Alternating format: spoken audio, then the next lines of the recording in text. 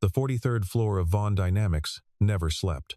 Even at 11:30 on a Tuesday night, the open-plan office hummed with the low white noise of servers, the soft percussion of keyboards, and the distant chime of elevator doors. Isabella Vaughn liked it this way. She liked the building when it was emptied of its daytime noise, the performance reviews, the product launches, the board presentations that required her to perform a version of herself she sometimes barely recognized. At 36, Isabella had built Vaughn Dynamics, from a two-person startup operating out of a sub-level office in downtown Chicago, into a publicly traded artificial intelligence firm with 400 employees, offices on 3 continents, and a market cap that financial journalists like to describe using words like staggering and unprecedented. She wore her success with the same precision she wore her clothing. Nothing excessive, nothing accidental, every detail intentional. She was reviewing a procurement contract at her standing desk when she noticed him. The man was pushing a cleaning cart through the hall outside her glass-walled office. He moved slowly, not out of laziness, she sensed, but out of habit, the unhurried pace of someone accustomed to being invisible. He wore the gray uniform of the building's contracted janitorial service, the Vaughn Dynamics emblem on the chest pocket. His hair was dark and needed cutting. He was somewhere in his mid-30s, lean in the way that spoke of not quite enough meals rather than deliberate discipline. What caught her attention was the notebook. He had stopped beside the door to conference room C, one of the rooms with restricted keycard access, and was writing something in a small, wire-bound notebook. He held the pen in his left hand, writing quickly, then looked up at the access panel beside the door. Then he wrote again. Isabella watched him for a full 30 seconds before her gaze returned to the procurement contract. She told herself it meant nothing. The next morning she asked her executive assistant, Dana Whitmore, to pull the personnel file on the night shift janitorial staff. Any particular reason? Dana asked. Dana was 29, relentlessly efficient, and had learned not to ask follow-up questions when Isabella's voice carried a certain flatness. Routine review, Isabella said. The files arrived by noon. 7 members of the contracted cleaning crew held regular overnight clearance passes for the building. Isabella scanned each one. When she reached the 6th, she paused. Marcus Hale. Age 34. Contracted through Pinnacle Facility Services. Employment start date 8 months prior.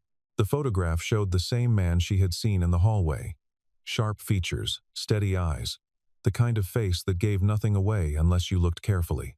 She set the file on her desk and turned back to her work. But that evening, when she stayed late again as she almost always did, she saw him again. This time he was in the server corridor on the 41st floor, a restricted access hallway that required a level 3 clearance badge. His cart was parked at the end of the hall. He was not cleaning. He was standing beside a ventilation panel, holding his notebook open, writing steadily. Isabella stepped back into the elevator alcove before he turned around.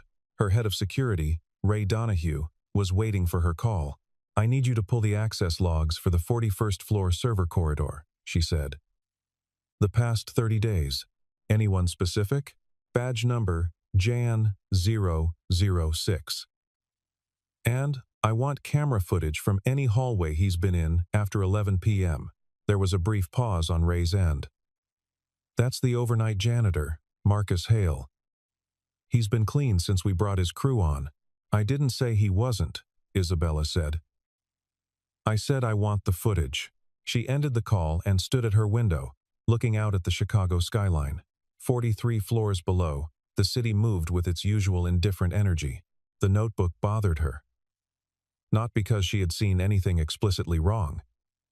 But in 11 years of running a company, Isabella had learned that her instincts were worth more than most people's analysis, and something about the way Marcus Hale stood alone in restricted hallways, writing things down in careful silence, felt like a question that needed an answer. By Friday, Ray had delivered his report. In the previous 30 days, Marcus Hale had accessed 6 restricted zones during his overnight shift. The building system flagged this as within permissible range. Cleaning crews were granted wide-area access to do their jobs.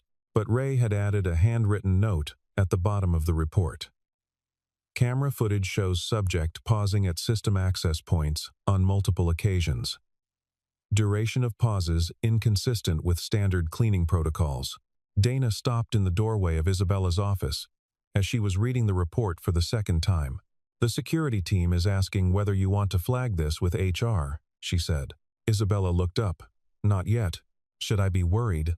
"Not yet," Isabella said again. Then, after a moment, "Pull his full background. Anything before Pinnacle." She wanted to know who Marcus Hale had been before he became invisible. Marcus Hale's apartment was on the 3rd floor of a building in Pilsen that smelled of old wood and someone else's cooking. The hallway light on his floor had been out for 2 weeks. He had reported it to the building manager twice. He came home at 7:30 in the morning, when his daughter's school bus had already come and gone. He had arranged with his neighbor, Helen Marsh, a retired teacher whose kindness was the kind that asked for nothing in return, to get Lily to the bus stop on the mornings he was working nights. The apartment had 2 bedrooms, a narrow kitchen, and a living room window that faced a brick wall. On a good day, the light came in sideways for about 40 minutes in the late afternoon. Lily called it the golden hour and had positioned her drawing table directly in its path. Marcus changed out of his uniform, made coffee, and sat at the kitchen table with his notebook open in front of him. The notebook was not what Isabella Vaughn's security team thought it was. It had begun 6 weeks into his job at Vaughn Dynamics, when he had been cleaning the server corridor on the 41st floor and noticed something that should not have been there. A secondary network cable had been run along the baseboards beneath the primary routing rack, not in the cable management system, not labeled, not visible unless you were on your hands and knees with a floor brush. Marcus had been on his hands and knees with a floor brush.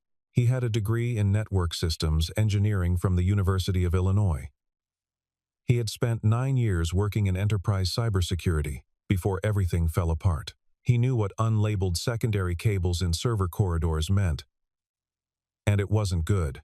He had written it down because writing things down was how his mind worked.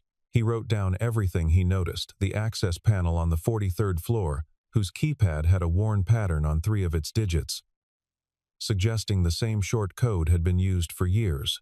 The gap in the camera coverage in the east stairwell on the 38th floor. The way the ventilation system on the server level ran slightly hotter than the ambient temperature suggested it should, which could indicate something drawing unexpected power. He had written all of it down, and he had done nothing with it. Not because he didn't care, because he had been here before. At his previous position, a network security role at a financial services firm called Clearwater Data, he had discovered evidence that a senior executive was siphoning client funds through a shell of rerouted digital transactions. He had documented everything. He had gone to HR. He had then gone to the board. He had then gone to the FBI. Because the board had called the executive's attorney instead of the investigators. The executive had survived. Marcus had not. It had taken 18 months, 2 attorneys, and the complete dissolution of his professional reputation before the charges against him fabricated. Every one of them were quietly dropped. By then, Clearwater had settled with the regulatory bodies. The executive had retired with a full package. And Marcus had spent 4 months unable to find work in any field adjacent to his experience. His daughter, Lily, had been diagnosed with a congenital heart defect 18 months before all of this. The surgery she needed cost more than Marcus had made in 2 years at Clearwater, and it was not the kind of thing that waited. He had taken the janitorial job because Pinnacle Facility Services offered health insurance after 60 days of employment. It was the best option he could find that offered coverage fast enough to matter. He sipped his coffee and looked at the notebook. He had spent the early weeks of this job trying to determine the appropriate threshold. How much did you need to see before you had an obligation to speak? How certain did you need to be? He had run this calculation at Clearwater, and he had concluded too early had gone to HR with documentation that was solid but not invulnerable, and had discovered that solid was not enough when the person you were reporting had spent 7 years cultivating relationships that Marcus had not known existed. He had been naive about power. He understood that now in a way that had cost him significantly, but he was also aware, sitting in his kitchen, listening to the pigeons on the building's exterior ledge, watching the gray light soften through the window, that there was a version of caution that was just cowardice, dressed in reasonable language. That waiting for perfect proof was sometimes a way of never doing anything at all. That he would report it through proper channels when he had enough evidence to be impossible to dismiss. That this time, he would not make the mistake of speaking before he had proof that could not be buried. But sitting in his kitchen on a gray November morning, he was honest with himself about what he was really afraid of. That he would speak and lose the job and lose the insurance, and Lily would not get her surgery. He closed the notebook and went to sleep. He did not know that by the end of the week, Isabella Vaughn would have read everything his former employer had ever written about him, and that the reading would leave her more uncertain, not less.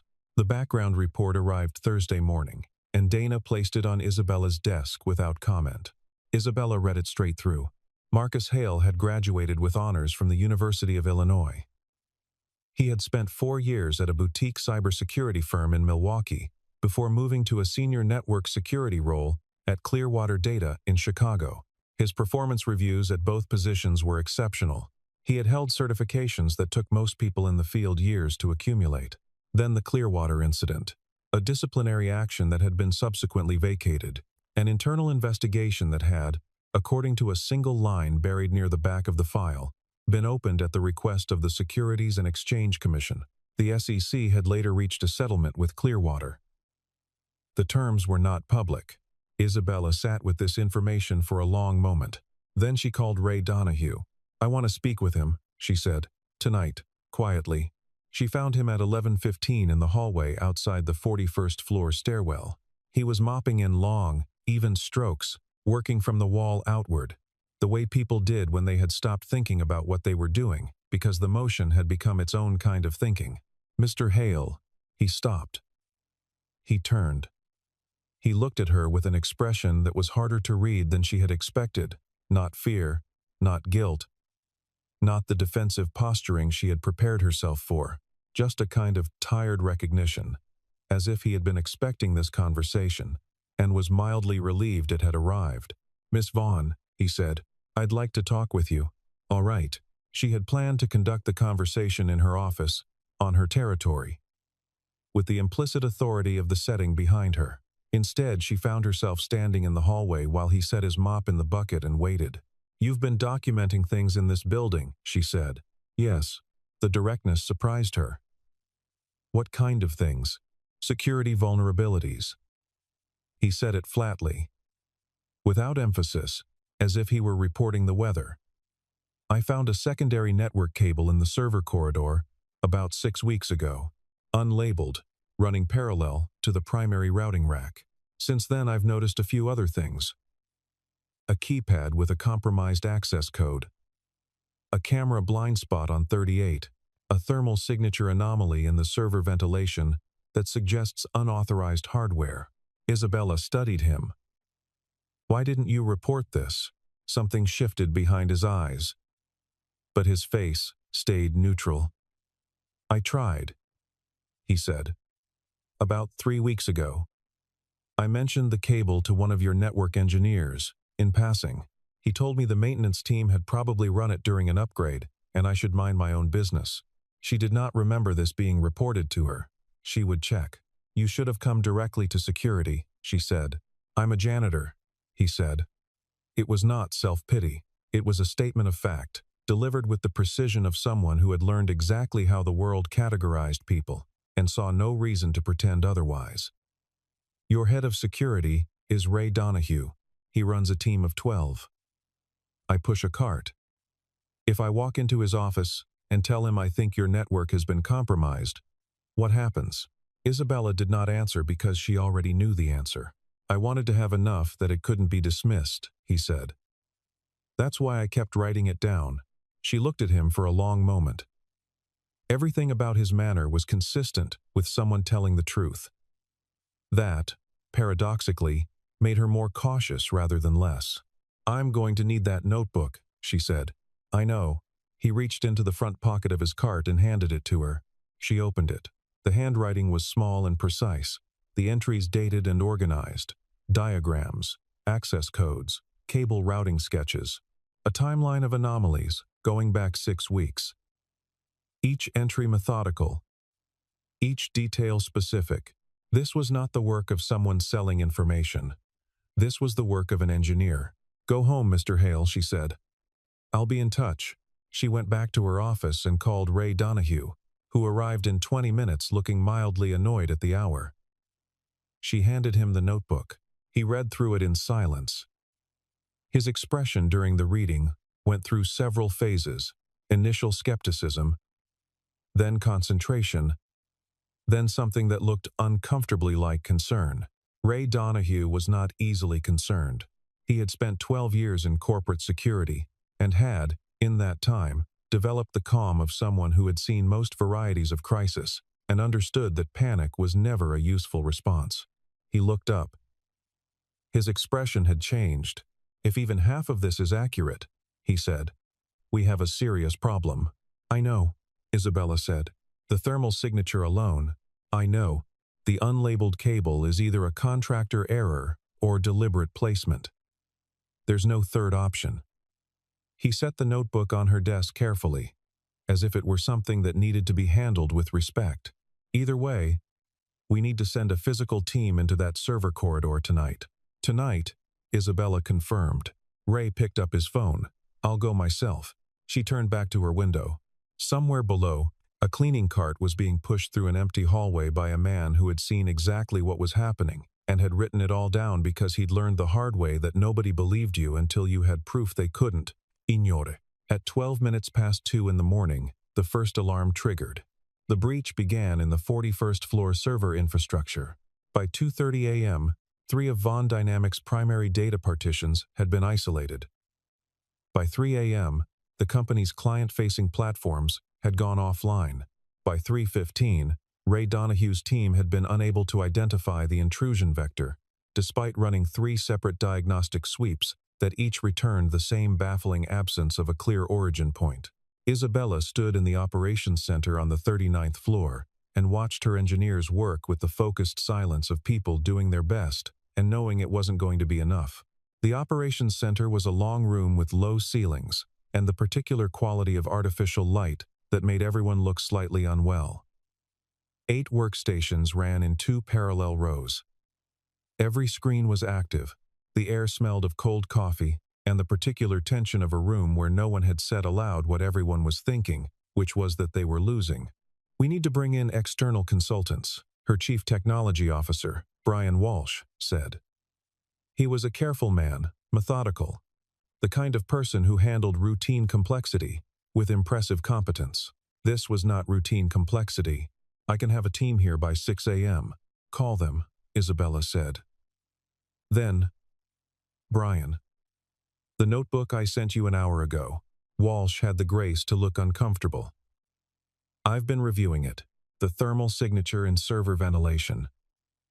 The unlabeled cable. Yes. What would an unlabeled cable in that position allow someone to do?" Walsh was quiet for 3 seconds. In the language of engineers, 3 seconds of silence meant the answer was not a comfortable one. It would allow someone with the right credentials to establish a secondary access pathway, he said carefully, one that bypasses standard monitoring. Essentially, a shadow channel. Anything routed through it would be invisible to our normal traffic analysis, which is exactly what happened tonight. It appears so. She heard in his voice the thing he was not saying, that this had been in the notebook for more than 3 weeks, and that no one had physically verified it, because no one had taken the notebook seriously enough to act on it in the 24 hours since she had received it. She did not say this out loud. There would be time for that conversation. This was not that time. Isabella picked up her phone and called Marcus Hale. He answered on the second ring. "You're awake," she said. "I don't sleep much," he said. There was the sound of a coffee maker in the background. And then the particular quality of stillness that meant he was in a small apartment and had not turned on the television. "We've had a breach. It matches the pattern in your notebook." Silence. Then, "How bad?" 3 partitions down. Platform offline. "We can't locate the entry point." Another silence. When he spoke again, his voice had changed not dramatically, but she heard it. the shift from civilian to something else. It was the sound of a person stepping back into something they had never entirely left. The secondary cable, I flagged. Did your team inspect it after I gave you the notebook? Ray pulled the schematics. He couldn't send a physical team until morning. The cable gives someone a shadow route, Marcus said. If they've been building access quietly over 6 weeks, they've had time to install something that can survive a standard intrusion sweep. It won't show on your normal monitoring because it's routing through a system your monitoring assumes is inactive. Your diagnostic is looking in the right place with the wrong assumptions about what should be there. There was the sound of him putting down the coffee cup. Can you stop it? The pause this time was different, heavier. Not the pause of uncertainty, but of a person making a calculation that involved more than just the technical problem. Mr. Hale, can you stop it? If I can get into the server room, he said. And if the physical access point is still intact, not yet burned, yes. I can interrupt the shadow route manually. It'll take time your systems don't have in the normal playbook. But it can be done. Another pause. It's going to look strange. The method I'd use is about 20 years old.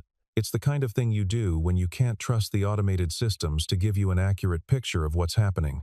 That's fine, Isabella said. It's not how your team will expect it to be done. Mr. Hale.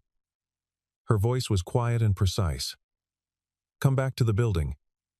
I'll have a badge waiting. He arrived at 12 minutes past 4, in jeans and a gray sweatshirt, carrying a small canvas bag. Ray Donahue met him in the lobby with a temporary access badge and the visible skepticism of a man who had built his career on professional credentials and was now being asked to stand aside for a janitor. Isabella met them at the elevator. My team is still working, Ray said. We don't need— Your team has been working for 2 hours, Isabella said. And we still don't know where the entry point is. Mr. Hale knew it 6 weeks ago. She looked at Marcus. Walk me through it. They rode the elevator to the 41st floor in silence. Marcus moved through the server corridor with the confidence of someone who had memorized its dimensions by hand, which, Isabella realized, he had. He had cleaned this corridor dozens of times in the past 8 months, and he had paid attention every time. He stopped at the routing rack in the northeast corner and crouched down. The cable was there, exactly where his notebook said it would be. They ran this during a maintenance window, he said, not looking up. Your logs would show routine hardware work that day.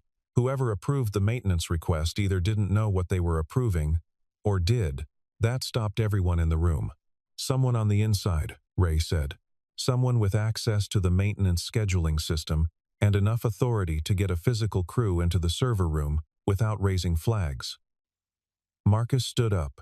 The cable terminates at a hardware node about 6 feet above the false ceiling in this sector. I'm guessing. I've never been above the ceiling. But the thermal signature suggests something drawing power up there. Isabella looked at Ray. Ray looked at the ceiling. He called in 2 of his engineers. 8 minutes later, they found it. A small, matte black device, no larger than a hardback novel, attached to the structural framing above the server room's acoustic tile. It had been there for at least a month, based on the dust pattern around its mounting brackets. One of the engineers, a young woman named Claire Stanton, who had joined the security team 14 months ago, and had the particular brilliance of someone who had learned to hide it, crouched beside the device and examined it without touching it. It's a bridge, she said, a passive one. It doesn't transmit, it creates a mirror. Every packet moving through this rack has been copied, in real time, to wherever this thing sends it. The room was very quiet. 6 weeks, Marcus said. That's how long it's been running. Isabella counted back. 6 weeks ago, Vaughn Dynamics had been in the final stages of negotiating a joint venture with 3 separate federal infrastructure partners. The kind of negotiation where data security was not a preference, but a contractual obligation. The kind of negotiation where a 6-week mirror of internal communications would be worth, to the right buyer, an extraordinary amount of money.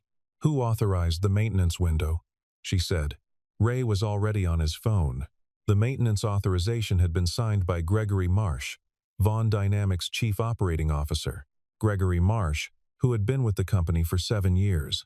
who had helped Isabella structure the board presentation that had taken the company public, who had a corner office on the 44th floor, and a reputation for being the most dependable person in the building. Isabella sat with this information for longer than she let anyone see. Gregory had been her hire, her recommendation, her trust. Ray's team had pulled the full documentation trail by 6 a.m.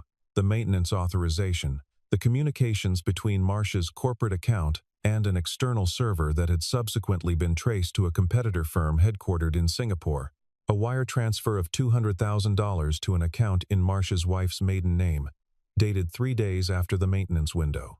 "It's comprehensive," Ray said. He was careful. But he wasn't careful enough. He wasn't careful enough because he assumed nobody would be looking from below the floor, Marcus said quietly. He was sitting in a chair at the edge of the operations center, holding a paper cup of coffee that one of the engineers had brought him. He looked exhausted in the way that came from years of accumulation, rather than a single hard night. Isabella looked at him. "What does that mean?" "It means he was careful about his digital footprint," Marcus said. "He covered the network traces. He structured the wire transfer, but he didn't think about the fact that someone cleaning the floor might notice a cable that didn't belong." He turned the paper cup in his hands. People with authority usually don't. By 9 a.m., Gregory Marsh had been asked to remain in his office, pending an internal investigation. By 10, federal investigators had been contacted. By 11, Marsh had retained counsel and stopped speaking. The breach itself had been contained before dawn, using a combination of Marcus's identification of the hardware bridge and Claire Stanton's work to isolate the affected partitions. The data that had been mirrored over the previous 6 weeks could not be unmirrored. That was the damage that would take longer to assess. But the intrusion had been stopped. Vaughn Dynamics systems came back online at 7:48 a.m. Isabella stood at her office window and watched the city brighten into full daylight. She had not slept. She had not eaten since the previous afternoon. She was aware of both of these things and was not, at this moment, doing anything about either of them. She thought about the notebook. She thought about the 3 weeks during which Marcus Hale had possessed specific, accurate documentation of the precise vulnerabilities that had just nearly destroyed her company and had not been able to get anyone to listen to him. She thought about what it cost to be right when nobody believed you. 3 days after the breach, Isabella drove herself to the University of Chicago Medical Center. She had looked up Lily Hale's case through the company's health insurance records, a use of administrative access that she knew was borderline and did not entirely justify to herself. She told herself she was ensuring that an employee's dependent was receiving adequate care. She suspected the truth was simpler than that. The pediatric cardiology ward was on the 6th floor. The waiting area outside the unit had a mural of blue and yellow birds on the wall and chairs that were slightly too small for adults. Marcus was in one of them when she arrived, sitting with the posture of someone who had spent a lot of hours in waiting room chairs. He had a book open in his lap, but was not reading it. He looked up when she appeared. His expression moved through several things in rapid succession before settling into something cautious. "Miss Vaughn, I should have called," she said. "Yes," he said. He didn't say it unkindly. She sat down in the chair beside him, which was also too small. "How is she?" "Stable. She had a procedure 2 days ago. Minor, in the relative sense." He closed the book.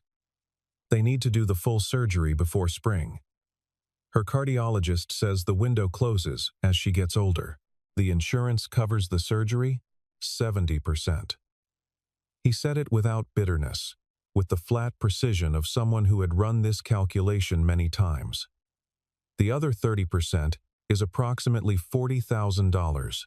Isabella looked at the mural. The birds were mid-flight, caught in the permanent optimism of painted things. "I owe you an apology," she said. The silence that followed was long enough to be honest. "You thought I was a threat," he said. "You were protecting what you'd built. I understand that. I didn't give you a fair hearing." "No," he said. "You didn't." He paused. "But you listened eventually. And you came back." He looked at the door to the ward. "A lot of people don't." A nurse came out to speak with him briefly, something about a medication schedule, a follow-up with the attending physician in the afternoon. Marcus listened with total focus, asking 2 precise questions, and noting the answers in a small notebook he pulled from his jacket pocket. Isabella watched him and said nothing. When the nurse left, Marcus turned back to her. What happens now?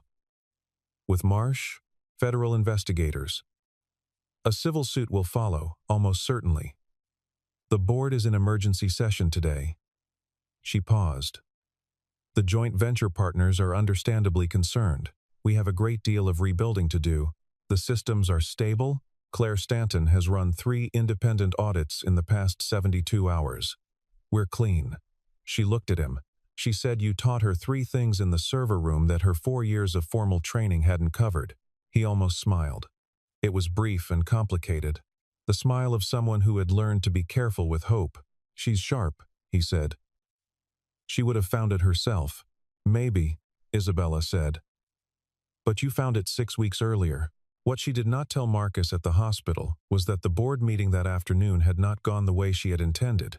The 4 independent directors, shaken by the breach and the revelation of Marsh's betrayal and the incoming federal investigation, had arrived at the board session with a recommendation of their own. They wanted an independent security audit firm brought in on a permanent basis. They wanted external oversight of the internal network team. They wanted, in short, a visible and credible response that demonstrated institutional accountability. These were not unreasonable things to want. Isabella had said so, and had meant it. What they had also wanted, and this was where the conversation had turned, was to quietly attribute the breach's containment to the rapid response of the internal security team, not to the documentation of a contracted janitorial worker who had identified the vulnerabilities weeks earlier and been ignored. It creates liability, one of the directors, a man named Howard Prentice, had explained. His tone was the particular tone of people who believed they were being practical. Howard had been on the board for 4 years. He was not a malicious person. He was a person who had spent his career learning to smooth over the things that created friction, and who had eventually stopped noticing the difference between friction that was inconvenient and friction that was true. If it becomes public that a member of the cleaning crew identified a critical breach that our security team missed, the insurance implications alone, what you're describing, Isabella had said, is dishonest. What I'm describing is prudent. It's dishonest, Howard. She had used his name, which she did rarely, and only when she wanted the person to understand that she was speaking to them directly and not to the room. And it's also wrong, and it is the kind of thing that, when it eventually becomes known, and it will become known, because the truth of what happened that night is documented across 14 separate camera feeds and 3 independent systems, will be significantly worse for this company than the original breach. Howard had looked at her the way people look when they understand that the argument has shifted from pragmatics to character, and that they are not winning. There had been 3 hours of this. She had driven home at 9 p.m. and sat at her kitchen table with a glass of water she did not drink, and thought about the birds in the hospital waiting room, and about Marcus Hale sitting in a chair that was too small, holding a book he wasn't reading, waiting to hear how his daughter's heart was doing. She thought about what he had said in the server room, working beside Claire Stanton while the breach was being contained, not the technical explanations, but the way he said them. Precisely, patiently, with no trace of condescension toward a team that had missed what he had found. He had made it easy for them to receive what he was telling them. He had spent his whole career making it easy for people to receive the truth, and they had rewarded him for it by making his life very difficult. She thought about who she wanted to be. She thought about the 11 years she had spent building a company on the principle that the quality of a person's thinking was not determined by the position they held, the degree they carried, or the office they occupied. She had said this in interviews. She had put it in the company charter. She had believed it, and had sometimes remembered to act on it, and had sometimes forgotten. Marcus had not forgotten. He had never had the luxury. She called Dana at 9:40. "I need the full staff assembly room booked for 9 a.m. tomorrow," she said. "And I need Marcus Hale's contact information." "I already have it flagged," Dana said. Dana, who anticipated everything, who had been watching this situation unfold with the quiet attention of someone who had worked for Isabella long enough to understand when something important was happening. "Should I send him a car?" Yes, Isabella said. Please. 412 employees gathered in the Vaughn Dynamics Assembly Hall the next morning. They had been told only that the CEO had a company-wide announcement.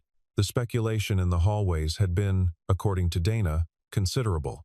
Isabella walked to the front of the room. Marcus stood near the back, in the same gray sweatshirt he'd worn the night of the breach. He had been told nothing about why he was there. She had written the remarks 3 times and thrown them out 3 times. She was speaking without notes. 4 days ago, she said, Vaughn Dynamics was the target of a sophisticated internal breach. I want to tell you exactly what happened and exactly how it was stopped. She told them everything. Marcia's betrayal, the hardware bridge, the 6-week mirror. She told them about the notebook. She told them about the engineering credentials and the Clearwater case and the 40-month gap in Marcus Hale's career that had begun when he told the truth and nobody chose to listen. Mr. Hale identified every critical vulnerability in our network infrastructure weeks before anyone else. He documented them precisely and completely. He attempted to report them through normal channels and was dismissed. She paused. He was dismissed because his uniform said janitor and not engineer. And we made the assumption that these things meant different things about the quality of his observation. The room was very quiet. I made that assumption, she said. I want to say that plainly, because it is true, and because I have spent a great deal of time in this building, talking about the importance of evaluating people by the quality of their thinking, rather than the title on their badge, and I failed to do it, when it mattered, for the person in this room, who was doing the clearest thinking of anyone. She found Marcus at the back of the room. He was looking at the floor. We are going to do better, she said. This company was not destroyed because of what happened 4 days ago. It was not destroyed because we were honest about it. We will be stronger because of both. After the assembly, she walked to where Marcus was standing. He looked up. You didn't have to do that, he said. Yes, I did, she said. There's something else I want to talk to you about. Privately, if you're willing. They met in her office on the 43rd floor that afternoon. The afternoon light came through at an angle, the same sideways light that Lily called the golden hour. Isabella noticed this and filed it away somewhere. I'd like to offer you a position, she said. Director of Network Security Infrastructure. It's a new role. I'm restructuring the security division. The reporting chain would be directly to the CTO and to me. Marcus sat across from her, his hands folded on his knees. I want to be honest about what the role actually is, she continued. It's not a symbolic gesture. I need someone who is going to look at this building the way you looked at it from every angle, including the ones that make the most senior people in the room uncomfortable. I need someone who will write things down when they notice something wrong, and not stop until someone listens. You're offering me this because you feel you owe me something, he said. It was not an accusation. It was a question he needed answered honestly before he could consider anything else. Partly, she said. I won't pretend that's not true. But if that were the only reason, I would offer you a settlement and an apology, and call it even. I'm offering you this because Claire Stanton told me that in 4 hours in the server room, you covered more ground than her team's last 18 months of auditing. Because the notebook you kept for 8 months while working a night shift in order to maintain your daughter's health insurance contains more actionable intelligence about this company's infrastructure than any external security review we have ever commissioned. And because the person I need in this role is someone who will not be impressed by authority when authority is wrong. Marcus was quiet for a while. The salary, he said finally, is commensurate with the responsibility of the position. Dana has the details. Lily's surgery. The company's executive health package covers 100% of covered procedure costs for dependents. The surgery would be fully covered. He looked out the window. The city was doing its ordinary afternoon things, 43 floors below the traffic. The pedestrians, the ordinary indifferent motion of a city that did not know or care what was happening in this room. I was wrong before, he said. Not about what I found at Clearwater. I was right about that. But I was wrong about how to exist in a place where people had decided not to listen to me. I kept thinking the answer was to get more proof. He paused. It took a long time to understand that the problem wasn't the proof. The problem was that proof isn't enough when the structure of the place is built to ignore certain people. I know, Isabella said. Can you actually change that? Here? I don't know, she said. But I know I can try harder than I have, and I know that having you in a position where your assessments carry institutional weight, rather than being at the mercy of whether someone decides to listen to the janitor, that's a start. Marcus looked at her for a long time. The careful eyes that had watched her from the corridor for months were doing the same thing they had always been doing. She realized reading the situation precisely, holding back judgment until the evidence warranted it. I'll need to talk to Lily, he said. Of course. She'll want to know about the office. She's going to want to come see it. Something moved across his face, the complicated, brief thing that was becoming his version of a smile. She's never been in a building this tall. Tell her she can see the lake from this floor on clear days, Isabella said. The federal indictment of Gregory Marsh was filed 6 weeks after the breach. The charges included wire fraud, corporate espionage, and conspiracy to commit theft of trade secrets. His attorney released a statement calling the charges overreaching. The statement was not widely believed. The joint venture partners, after 2 weeks of carefully worded communications and one in-person meeting at which Isabella had presented a complete account of the breach, its cause, and the reforms already underway, chose to continue the partnership. One of the partners, a deputy director at a federal infrastructure agency named Robert Ashby, had told Isabella afterward that the transparency had been the deciding factor. We expected you to minimize it, he said. The fact that you didn't was worth more than any security audit. Isabella had not told him about the board meeting, or about Howard Prentice, or about the 3 hours she had spent deciding who she wanted to be. Some things were private, but she had thought about it often, in the way that decisions made at the edge of your actual character tend to stay with you, not with guilt, but with the particular gravity of moments when you found out something real about yourself. 6 months later, Marcus Hale's name was on an office door on the 41st floor, not the 43rd, where the executive suites were. He had specifically asked for 41, near the server rooms. Isabella had found this characteristic, and had said nothing except to arrange it. His door was open more often than it was closed. Claire Stanton, who was now his deputy, had stopped by his office on his 3rd day to tell him she was working on a proposal to overhaul the camera coverage on the 38th floor blind spot. She had been thinking about it for months, she said. She had not known who to bring it to. He had told her to write it up, and he would take it to the CTO by Friday.